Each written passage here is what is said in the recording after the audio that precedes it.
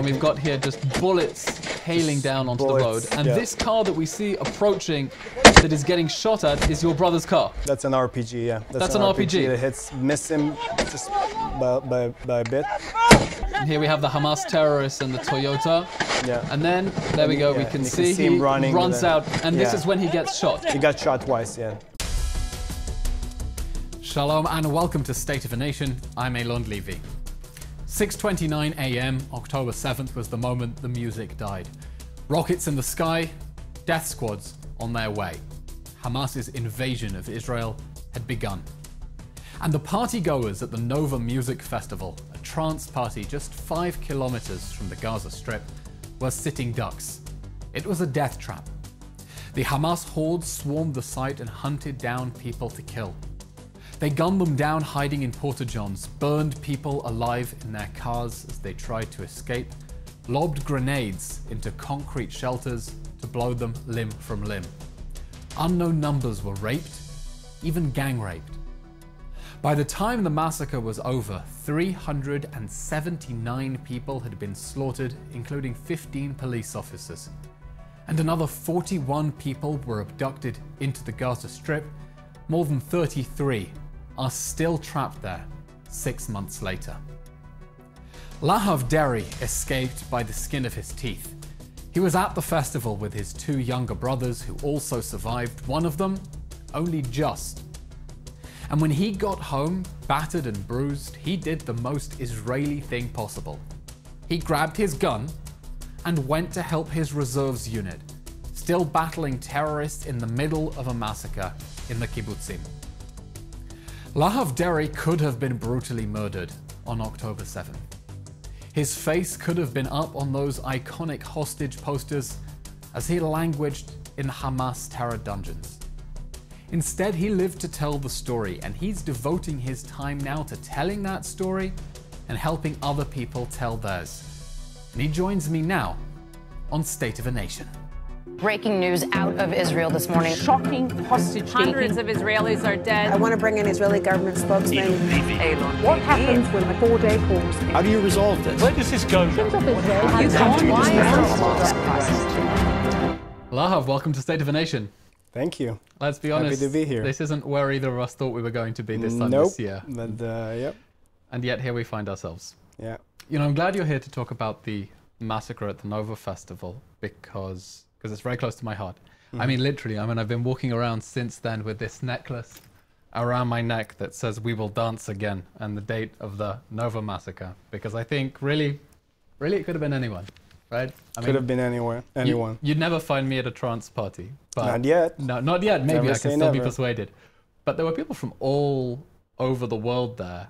And I mean, what took you to the Nova Festival? What were you doing there?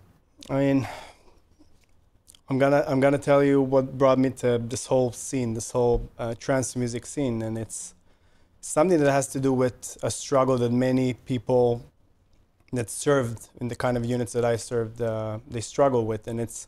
I did 7 years in the Army. I was in the Special Forces, the IDF Special Forces. And when you get out of the Army, you miss this rush. You really want to have this excitement again. And I couldn't really find it anywhere. I was doing business. I moved to New York, and a friend took me once, and I said, okay, home sweet home. This is all the excitement I can have. No one gets hurt, full action, and you have this. So the way I can describe it is, do you know this kind of like a stupid trust exercise where you're supposed to fall back and I'm supposed to catch you? So you have about 2 seconds, you're supposed to lose control. And being at a party like Nova is, you fall back and you know the next time someone is going to catch you is 10 hours from now.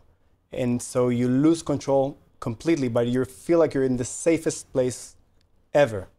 Even though this is a party in the desert, so close to the Gaza Strip, you don't doesn't cross your mind before. Never. You don't even think about it. It's just the most secure feeling you can ever have.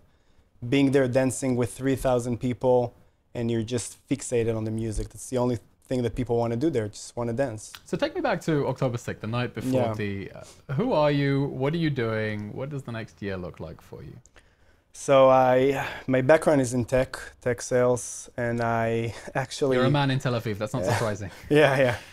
And I really wanted to do something more creative, and I actually opened my consultant business on October 6th. So timing is everything. Wow, okay. And I put it entirely on the side because, well, you know what happened next. And October 7th, my little brother, Sal, he's 22, he said, welcome to the club. You like trance music now. He always picked it up early. And we're 5 brothers, 5 boys. Me, Sar, and Amit, who also came to the party, we really like trance music. All 3 of you? All 3 of us. So 3 out of 5, we decided to go to this party. And we were very excited. We were dancing all night, and around 6:30, as you all know, we heard the first boom in the sky. But I don't think many people know that a lot of people spend about an hour and a half just wandering around there next to the cars, because it's not the first rocket that we were having from Gaza to Israel. And we just chilled. It was a beautiful sunrise. Whoever been to this Nova area, I know it's one of the most beautiful places in the world. Now in the winter, it's all green. It's in the middle of the forest. So we said, okay, no big deal. The party is off. It's canceled. We can just still chill and relax. So let's rewind. I want to understand. Yeah. It's 6:30 in the morning. Mm-hmm. Hamas begins its invasion of Israel by air, land, and sea. The booms in the sky that you are hearing are the rockets. Not the first time. It's been 20 years of rocket fire. And immediately they cancel the party. Yeah. But you don't scramble. You don't scramble and run, because what do you think is happening? We don't know what's happening. We just think it's another one of those times, that rockets are being fired from Gaza. It's definitely not the first time. It's unfortunately not the last time. So let's go back to the beginning. We have an image of you here with your 2 brothers. Mm-hmm. This is you in the middle, Lahav. Yeah. On the left is your brother. Yeah. Which brother? This is Amit. Amit, and his face is pixelated because he's currently in active duty, so we can't show his face. Yeah. And on the right is your brother, Sal. What's the order of the So brothers? I'm 33, Amir is 25, and Sal is 22. Yeah. And now we have a video from, what time was this? Right after the rockets began? So 7:15. 7:15 a.m. So it's been 45 minutes since the first roughly. rocket sirens. Yeah. The DJ has said, party is off. Yeah, definitely. Everyone Police. disperse. And here we have you continuing to dance. That's around 8 a.m. Let's watch this video. This is around 8 a.m. Yeah. It's my little dancing, brother, smoking, just chilling, not realizing what is happening. And here in the background we see Noah Argamani and her boyfriend Avinatan, who've become iconic and emblematic, because as we see in this next video, perhaps the most iconic image of the 10/7 massacre, Noah being pulled on a motorbike away into the Gaza Strip, her boyfriend Avinatan as well. We're recording this podcast over 160 days after the massacre, and they are both still trapped inside Gaza. So at the beginning you think it's just rockets. At what point do you realize something's really wrong? I hear shots. I think it's coming from the fence.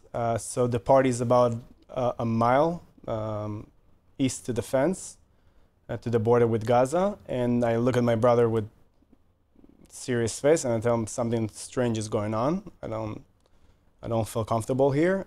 And we came with 2 cars. We came with 2 separate cars.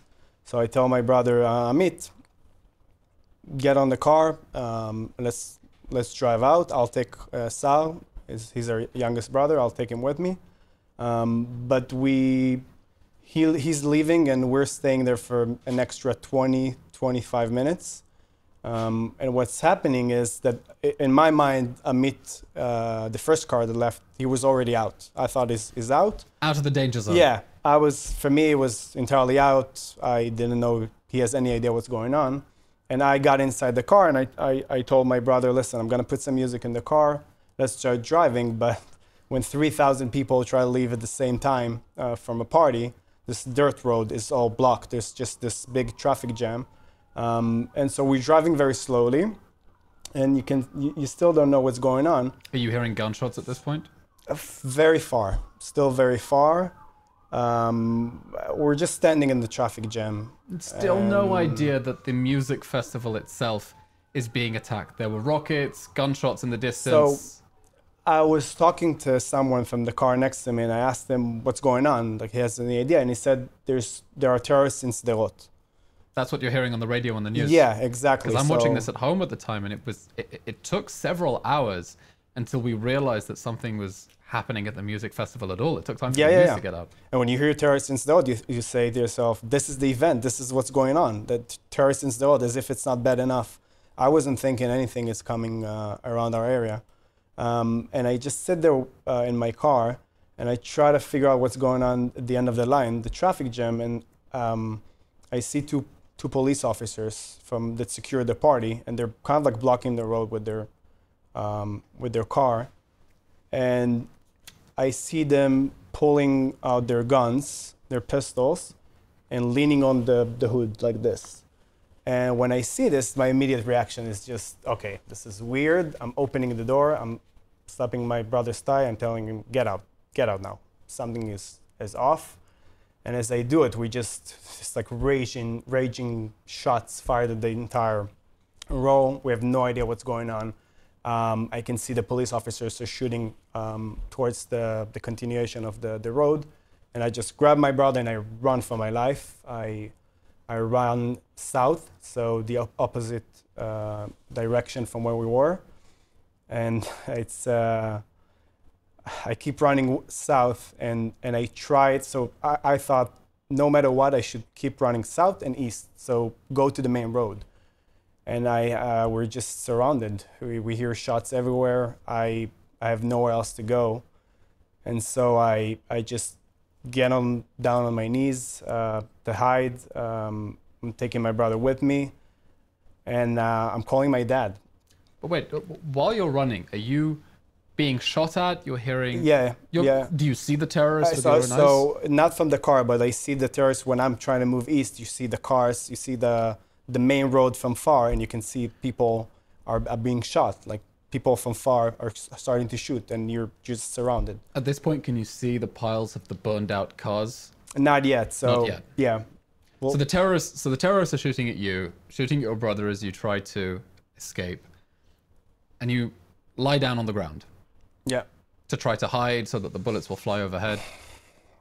To say goodbye. So funny thing about me and my dad, we're very close, but I haven't called him dad for years. I call him by his personal name. I call him Max. But there's this instinct when you shield all of your layers, you're becoming 5 years old again. Just you call your dad, and I just say goodbye. Tell him what's going on. Is this the first contact you've had with your family? That's the first contact, yeah. With the beginning of the massacre? Yeah. We have a little bit of the recording here. Let's have a listen to what you are saying. This is around what time? Maybe 9:30. 9:30. You call your dad. They've, of course, been woken by the rockets. They're seeing the news unfolding as well. And even for non-Hebrew speakers, you can hear the anxiety in your voice.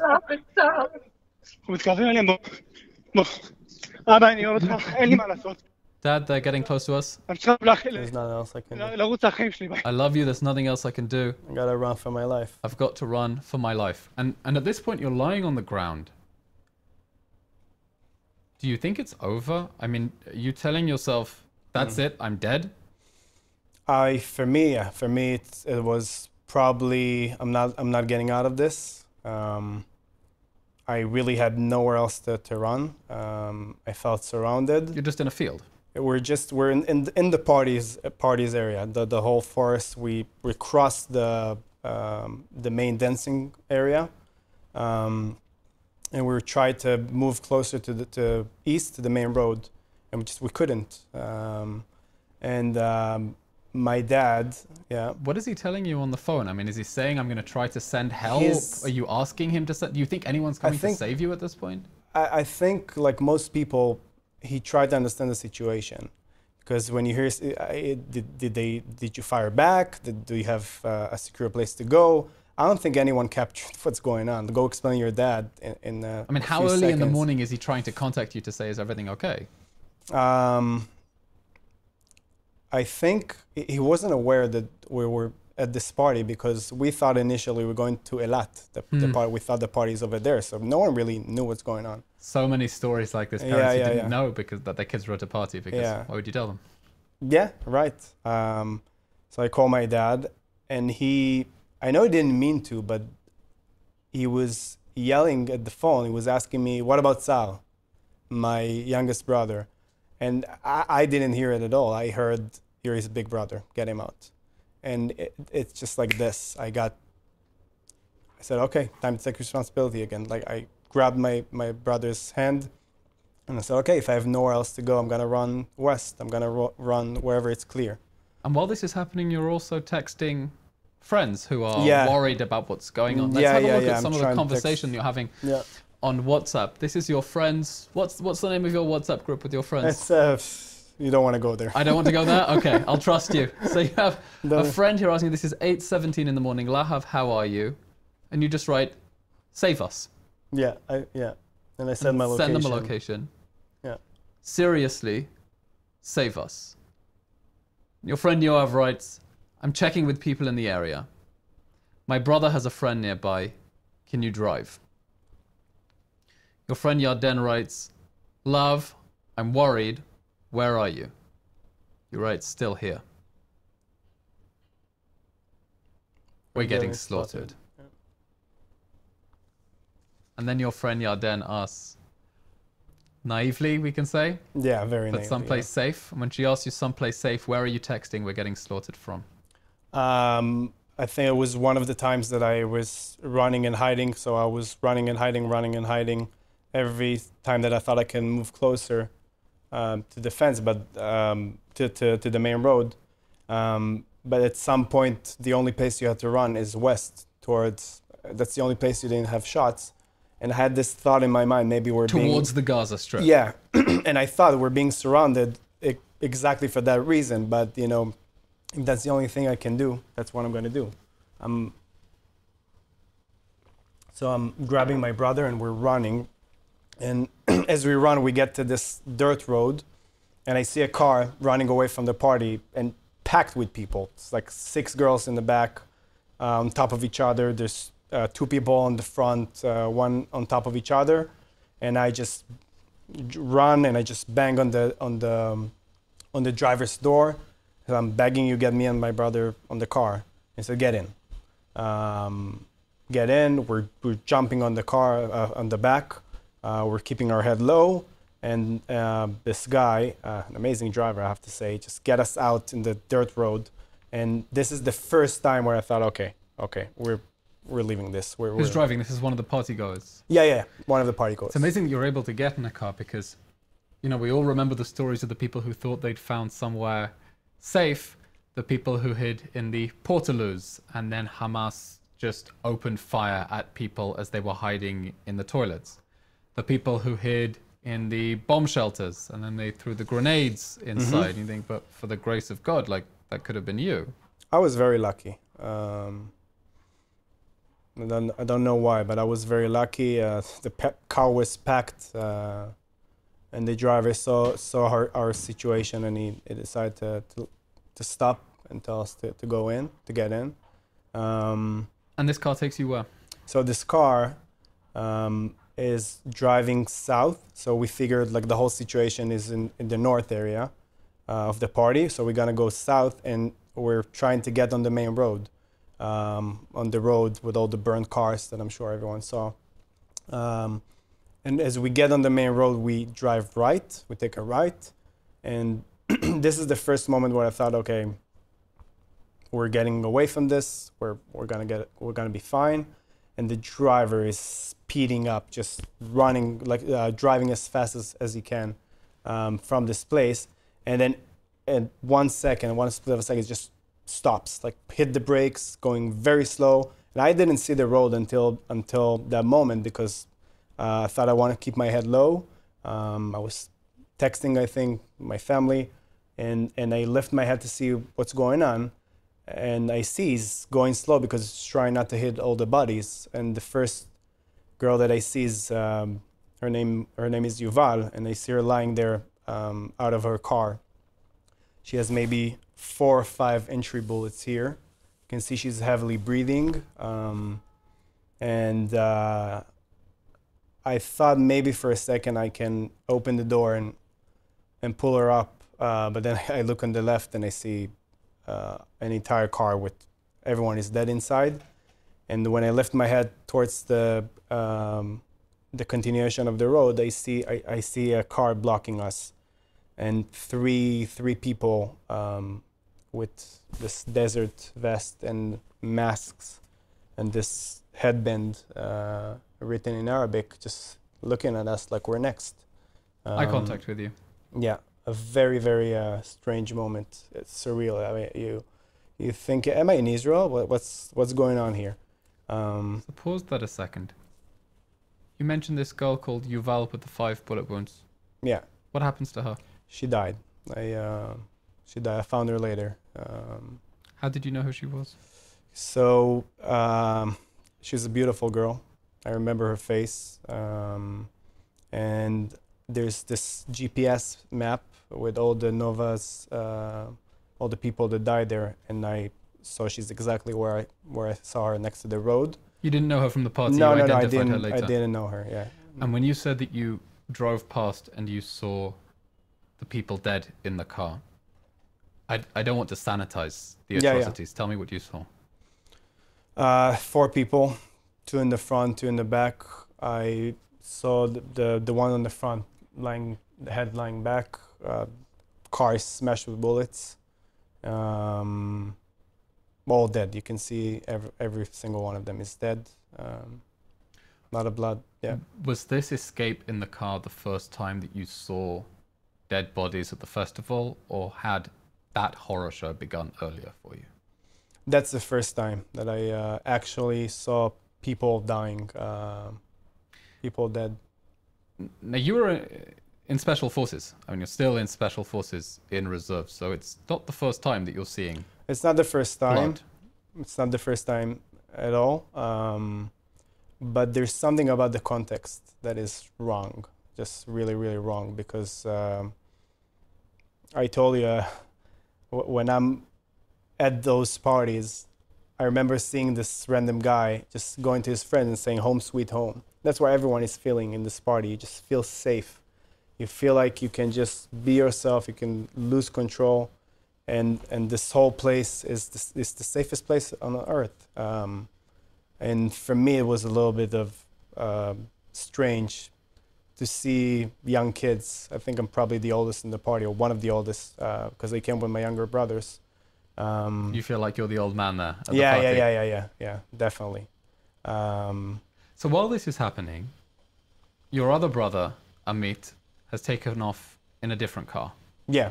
So take us down that road of the story. Yeah. So I'm just gonna tell you what happened, because so we're face to face with 3 terrorists. They all wear masks, and they're kind of like looking at us like we're next, right? Because now you connect the dots and you understand that those people are dying because they were driving to this blockade. How far away are you from the terrorists? 70 meters, 80 meters, something like that. And they just left their AK-47. One of them had an RPG, and they start fire at us. The driver is speeding up, saying, "I'm gonna run them over." And I said, "You're definitely not. You're not. We're not gonna make it." So he's making a U-turn. We keep getting bullets to the back of the car. And there are how many of you in the car at this point?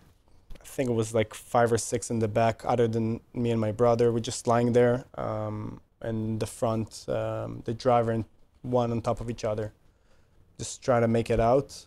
You can hear the bullets smashing the back of the car. And what happened is that when we tried to make a U-turn, we were blocked from where we came from by people like us that understood what's going on, and they also turned around. So I said to my brother, "Get yourself ready." We opened the door, and before the car was stopping, I pushed my brother on, and we got out. And we were running to those, I think it was a lemon field. And that's the first time where we were running east. That's the first time. We started running east, and I was lying on the floor again. I told my brother, "Just shut up. be quiet. And then I heard, I think it was an RPG hitting one of the cars on the road. I don't know if it's our car or the car that I was with. And my brother is screaming that he got shot. I told him, no, you're not. You're fine. I know he's just shocked. And he said, again, you're lying to me. You're trying to make me call. I said, Sal, shut up. You're fine. So like a good old big brother, I slap in the face to get him. And then it's just, Sal, I'm begging. I need you to be quiet. So we just lie there for like 5 or 6 or eternity. Who knows? And then I hear voices in Arabic.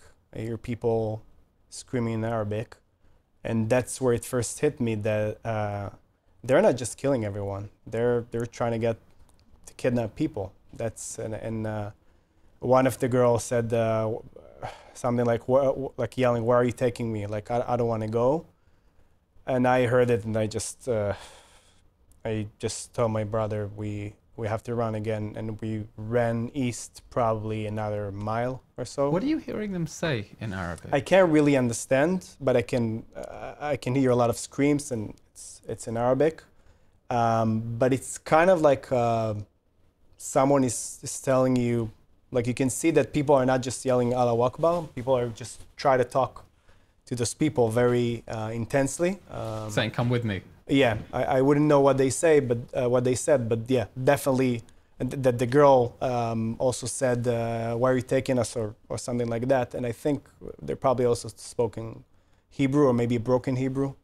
And this is the first time you realize they're not just slaughtering people; they're also abducting people into the Gaza Yeah, that's Strip. where I realized my worst fear is not being killed; it's being over there. And so we started running again, and moving about a mile east in those fields, just try to hide.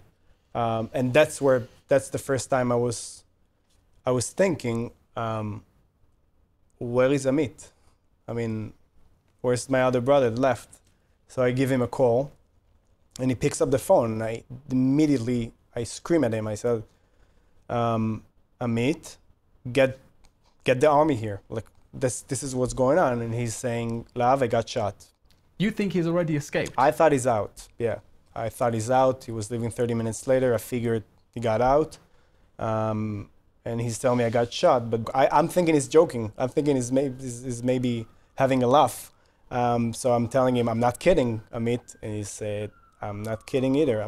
I got shot. I'm hiding here. I can hear them around me. We have the video here from the moment your brother tried to escape. And that's because 10/7 is perhaps the best documented massacre in history because Hamas recorded everything on their GoPros and their dash cams. And this is one of the... Yeah, this is my brother's video. This is a video from a Hamas dash cam or from a Hamas dash cam? Yeah, that's the dashboard, the Hamas, the terrorist's car. And let's... so what you see here, you can see on the opposite side, very far, my brother's car. And then use this as an opportunity to remind people who are listening on Apple Podcasts or Spotify. You can watch this on YouTube as well and see the video. And we've got here just bullets hailing down onto the road. And this car that we see approaching that is getting shot at is your brother's car. That's an RPG, yeah. That's an RPG. It miss him just by a bit. Yeah, just keep shooting. My brother is backing off, not seeing where he's going, just driving blindly. Just try to get out of this, and he's hitting the side road, the side fence, just looking for an opportunity. And here we have the Hamas terrorists and the Toyota. Yeah. And then, there we go, we can see him running. Runs out, and this is when he gets shot. He got shot twice, yeah, right here. And we have the image here. We see the terrorists running down the road. They're trying to pursue Look for him, yeah. And can we see... After, there we go, we have the dash cam now moving down the road, and he's escaped into the agricultural fields by the side. Yeah. There was just a hole in the fence right just where abandoning the car there. And then if we can see the image now of the injuries that your brother sustained, we can see him lying there we've pixelated it because it's very graphic. This is once the army already reaches him, and you can see that he took 2 bullet wounds. Yeah, right in the leg, yeah. How does he get out of this? How did he get out of this? So it's a funny story with the tattoo. The unit that came rescue fighting those terrorists and killed them saw my brother lying there. But my brother can easily be mistaken for a terrorist himself. That's not a nice thing to say about your brother. Yeah, I mean, he's lying there. It's a bit chaotic. Everyone is on edge. You see someone injured, he has a beard, you can easily mistake him from someone. All young men in Israel have beards. Yeah, true. But when he was 15, he was doing this big tattoo that you can see. It says warrior, which he's a warrior. In Hebrew? And no, in English. It says in English. And I didn't talk to him for 2 months. I just gave him trouble, and it's like you're gonna regret it for the rest of your life. Why did you do this? We didn't speak for 2 months. Fast forward with this situation, and this team, this squad, just trying to clear the field where he was hiding, and they see him just lying there. And the commander of the squad just looked at him, and he's saying, "Okay, another terrorist," and then he sees the tattoo. But because it's not something that you would see tattoos in the Muslim world, or not so much. Definitely not in the Gaza Strip. My brother, obviously, after it all ended, came to me and said, "What do you have to say for yourself?" So yeah. God works in mysterious ways. Yeah. I guess we all needed a good tattoo. Yeah. So he gets rescued by the army, and the people you were in the car, this pile of bodies trying to get out, what happens to them? I have no idea. I grabbed my brother. I was running to this lemon field. I was calling Amit. And the second call I made was to my brother Barak, that he wasn't in the party, but I knew, because I know where he serves, I knew that his unit will go and be all over this place, try to rescue people. And I just screamed at him, like, what's going on? And he couldn't get to me, and I learned later that he had a very difficult choice to make, because he knew our location, but his commander said to him, "I know we were heading towards your brothers to save them, but we have families in Be'eri, and we're going there." And he went there. So the morning of October 7th, he grabs his gun and he's planning to come and save you? No one knew what's going on, so I was one of the first, because I was as this area. The immediate thing for me to do is to send the location to my friends in the army. Yeah. And to my brother, because I knew he's gonna come right away with his unit. That's what he does in reserves duty. But yeah, he ends up not going to us. He ends up going to Be'eri to fight and save the families, and he did. He saved a lot of people there, and I'm proud of him for making this choice. So you're in Special Forces. Mm-hmm. Barak's in Special Forces. Sar was also in combat duty. Amit is also in Special Forces. Yeah. You're like the modern day Maccabees, right? You're like the Hasmoneans reincarnated. It's a mistake. I don't know how it happened, So Barak finds himself going into military service immediately, part of this amazing moment in Israel where people just jumped into action immediately. They weren't waiting for the state to come in and save them. Yeah. Tell me the moment you're out of the danger zone before we move on to the next. So when we were hiding in the lemon field, I started gathering people. We started gathering whoever we could. We were about 8 people, and I sent the location. I said everyone is fine, and I just lie there, and I made a decision, and I told everyone we can't stay here. We have to move forward. We have no idea what's going on. We have no idea when are we gonna be out of this. So we just started slowly getting out of the field, and it was about 100 meters of walking, and I told him, stay in the back, I'll go first, and I'll make sure you can come when you can come closer. And as we were getting off this field, this army jeep was passing and got us into the car and got us What time out. was this? I want to say 2 p.m. maybe. Makes you really some of the 1 lucky p.m. ones, because there were people who were trapped there for so much longer. We were very lucky. Before they could get. I think we were very lucky to realize that we want to move east as much as we can, when we can. So yeah, we got to this gas station, about 4 or 5 cars, which was amazing. Just random people, civilians from the center of the country, came and just looked at me. It's like, We were at this party. Where do you need? I'll take you wherever you want to go. I tell him, take me to my brother. He's in the hospital because We have the most amazing country. Yeah, I agree. I know the name of my hero. His name is Pini. Pini was the volunteer. Just, so he's just like living in central Israel when this happened? Just took his car, went to save people from this area, from the party. That's what he did the first few hours. And then he saw people in the gas station. He just asked, where do you need to go? I'll take you wherever you want to go. I forgot to mention that when my first call, I mean, talking to your brother on the phone when he tells you he got shot and he sounded very weak, it's a surreal moment. I was saying goodbye to my brother, and I couldn't even stay with him on the phone because I have a different responsibility now. I have 8 other people with me and my brother, and I told him I love him, stay safe, and we're gonna get out of this. So my first call when I got out was him. I called him and he told me, they're taking me on a helicopter now. They stopped the bleeding. Everything is fine. I'm good.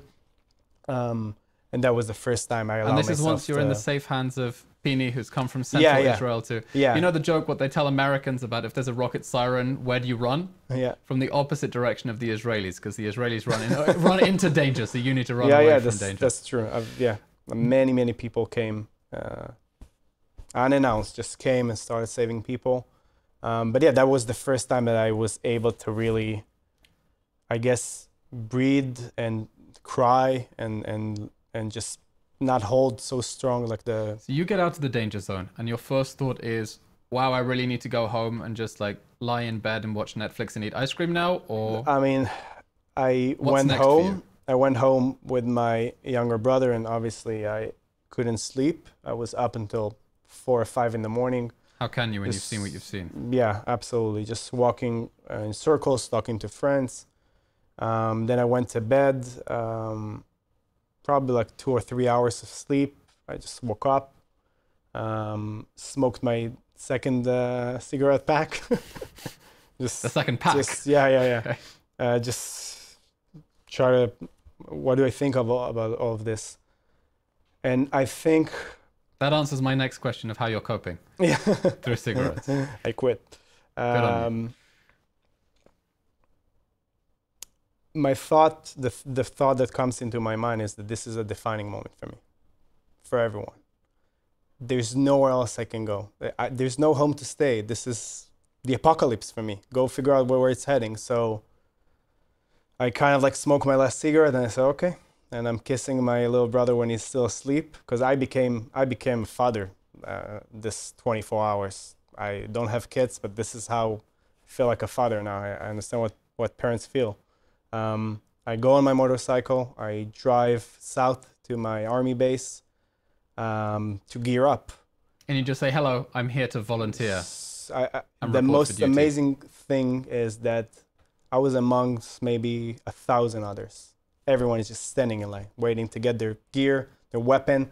You just give your phone number, you get everything you need, get out, go get the team, and that was how we built the first team, and we were driving south. But that's a whole different story. Oh, but that's really one of the most phenomenal things about Israeli society, and I say this as a new immigrant myself. I mean, I've been here 10 years, but still new-ish. Yeah. That it's a country of people who don't wait for other people to do things for them or expect anyone to sweep in and save them. The Israeli story is about needing to take responsibility and defending yourself and doing it yourself. And, you know, as they say in the Mishnah, in anili mini, right? Mm-hmm. If I'm not for myself. Yeah. But then if I'm only for myself, then what am I? Yeah, right? I agree. Responsibility is the name of this game. So you jump straight into military service, and what are you doing then on October 8th? I'm getting my first mission. It's going to Kfar Aza to clear the rest of the area. Where it takes about 4 days to clear all the terrorists who hold up in the massacre. We had 4 of my unit got killed there. And then I go on to different missions.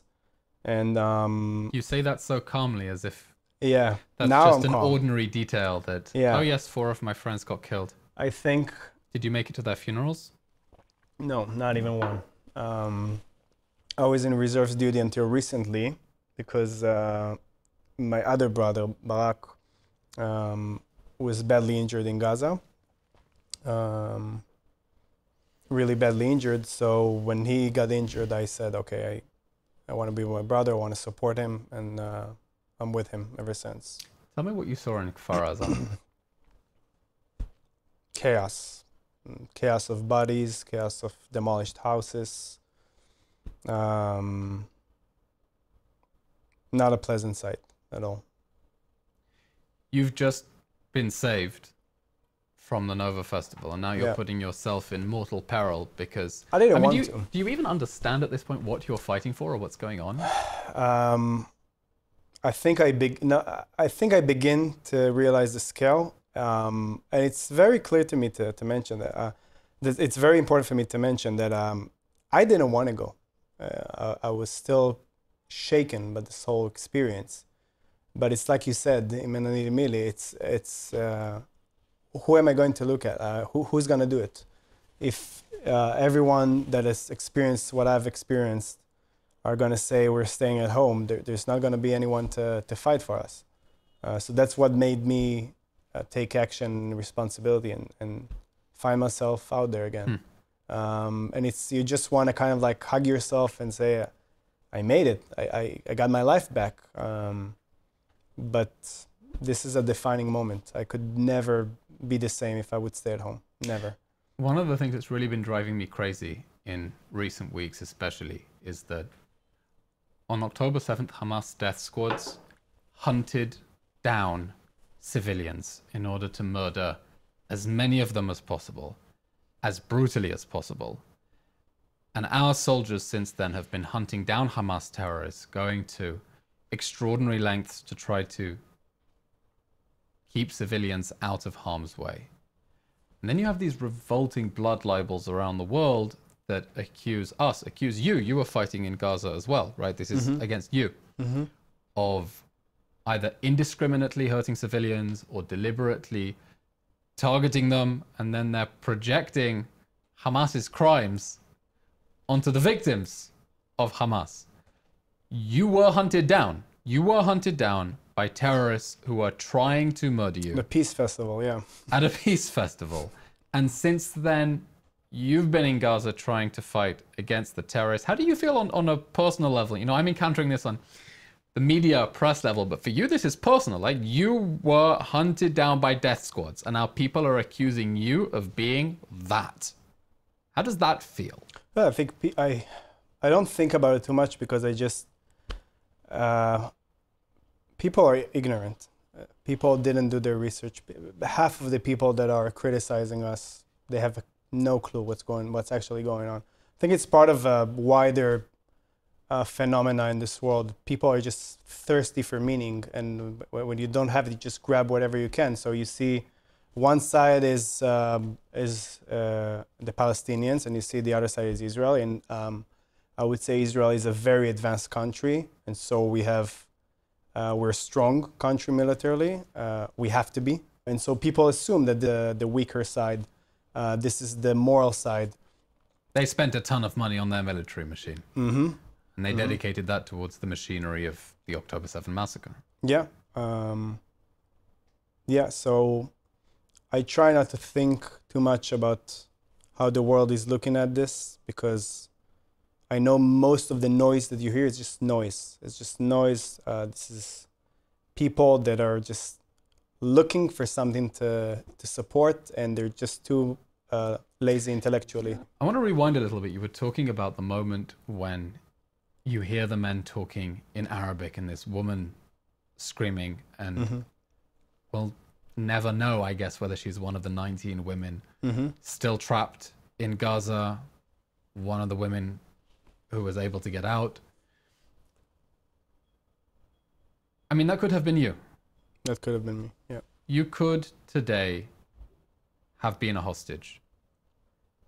Is that something that's on your mind on a day-to-day basis, or you try not to think about it? Or? When I saw how close, well, one of the videos you showed, the beginning that I took, I was standing right next to Noel Gamani and Levy, her boyfriend. It could have easily been me. I try not to go there because it's the one subject that I really don't feel emotionally I can deal with, the hostages. I think as someone that I find freedom of movement, I think it's one of the values that I truly believe that every person should have. And just the thought of all those people there is just something that it's just too much for me to. There's a very painful debate taking place within Israeli society now about how far the country should go to bring back the hostages. Israel, of course, committed to bringing back all the hostages. The public wants to do it. At the moment that we're recording this podcast, Hamas is still making delusional demands that the government says, look, we cannot, there is only so much a country can allow itself to be blackmailed by terrorists in order to get people back. But I wonder how you're connecting to that discussion within Israel about the efforts to bring back the hostages and what we need to do as a country to bring them home now. I think if we will allow this situation to happen, we have a new precedence. What's happening now is that now babies and women are in the game. You can just kidnap them, you can enter Israel, and that's where no one is safe now. So I think, unfortunately, I know it's not easy. War is not easy, but we have to do whatever we can, even if that means fighting. And people want to fight. Every person that I met, everyone wants to fight. People don't want to leave Gaza. I met people that I was going back and forth a little bit, in and out. People that have been there for 2-3 months in a row. People want to be there, defending their home. And I think that we don't really have a choice. That's what we need to do. Because they know what they're fighting for. Yeah. And they know that it's not just. If any mission could be more sacred than bringing back the 134 hostages, including the women, including the children, including the elderly, including the vulnerable. I mean, they're all vulnerable now. Mm-hmm. But also because if we don't bring them back, the message to Israeli society as a whole is just this profound loss of personal security, because it could have been anyone just dancing at a party. I don't know any country that will allow this to happen. Have their civilians being kidnapped and not doing anything about it. So tell me what the mood is among your fellow reservists, people who've been away from home, haven't had a proper shower in God knows when, putting themselves in mortal peril, fighting inside Gaza to try to bring the hostages home, to bring Hamas down. They're not saying, I've had it up to here, I want to go home, let's call it quits. You know, I don't buy into this argument that a lot of people like to say, that this entire country has this post-trauma situation. Everyone is traumatic. I think we're strong. I think we're resilient because of everything that is happening. So I think people want to be in the situation where they're fighting side to side with their army units. And this is why it's so tragic, because this whole strategy, everything that happened on October 7th, it's not going to lead to anything. No one is able to accept it. We will do everything we can to get them out. So I don't know. It's just tragic because there's no real agenda here. What do you mean? I don't feel we can negotiate with our counters. I don't feel like there's real negotiation happening because I don't think. Because they're psychopaths. I don't think, exactly. I don't think we have people that want to listen. I think this is why it's so tragic, because it didn't do anything. It just caused harm for Gaza. It caused harm for Israelis. It's just, I would say they are suffering from their own ignorance. That's how I see it. Israeli society has been trying to process this in many ways. As you say, we're not post-traumatic. We're still in this moment. People are finding different ways to process people are getting stronger because of this. Yeah. I want to show a clip we have here from Israel's Eurovision entry this year, which artistically is obviously about the Nova Festival. Let's watch the clip, and I want to get some of your feedback. This is Eden Golan's song, Hurricane.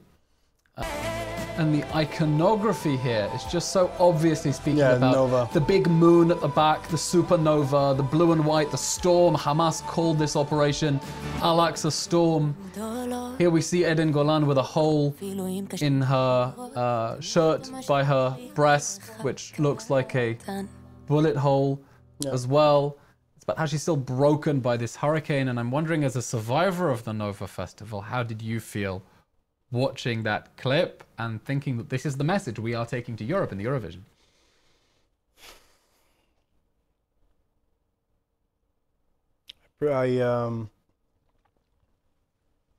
I don't see anything else that we could put as a representation for the Eurovision, because this event is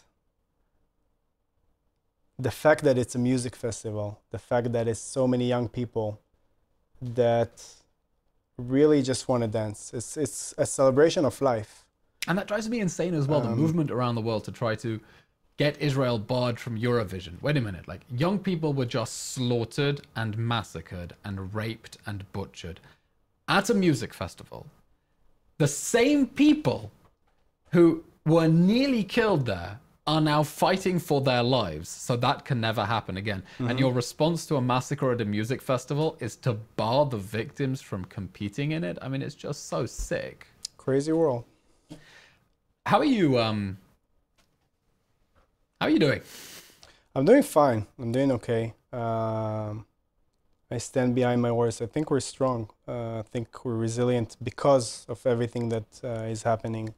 And I try to use my time and help other people tell their story, because there are a lot of stories that needs to be out there. And sometimes people don't have the words. But I think that if you sit with a survivor, you can feel it. You know what's on their mind, what they've been through. How are you helping them tell their stories?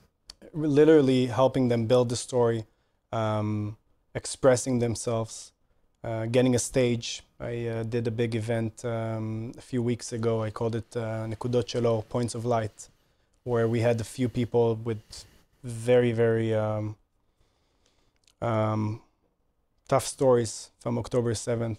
Going on stage and telling their story. And what I wanted to do is to have them telling their story, because if they won't go on stage, someone else will tell it for them. Our enemies will tell it for them. They will see a soldier without a leg, and they will assume he's crying for himself, but you can see a strong kid jumping off the stage happy on one leg. And one of the girls that lost her fiance at the Nova party just stands there with her shoulders back, and no one lost their dignity because of this. Everyone is standing tall. That's why I wanted to show. I wanted to show that people are stronger than they think, and I believe that the people that are now in Gaza, our hostages, are stronger than we think, and they're stronger than they think, and they're going to find new strength in all of this madness. And I hope they'll return yesterday. I hope they return October 7th. But yeah, you know, what you say about telling our stories really speaks to the truth of that ancient Jewish wisdom, right? If I'm not for myself, then who will be for me? Yeah. But if I'm only for myself, then what am I? You need to tell your story, because no one else is going to tell it for you. Yeah. But you have to tell your story in a way that helps us collectively as a society. Yeah. Lav, on a personal level, have you tried to snap back as much as possible to life as normal before the war? Or is this a moment where you're saying, whoa, everything changes for me now? Well, I think nothing really changes. The beginning, maybe the initial shock, you think all you wanted is disconnect, but picking up right where I left off. Just moved to a new apartment, kind of like try to get my life back in order. This is the first normal... New beginnings. Yeah, the first normal month that I have. My brother in the hospital is doing really good now. Is recovering fast. The one that got injured in Gaza. Which we didn't even touch on. So Amit with the bullet wounds in his leg. Let's bring back all the characters in this story. Yeah. Amit with the bullet wounds in his leg from the Nova Festival. How's he doing now? He's doing good. Yeah, he doesn't really feel his foot. Okay. Which it's a problem. He has a leg fetish. But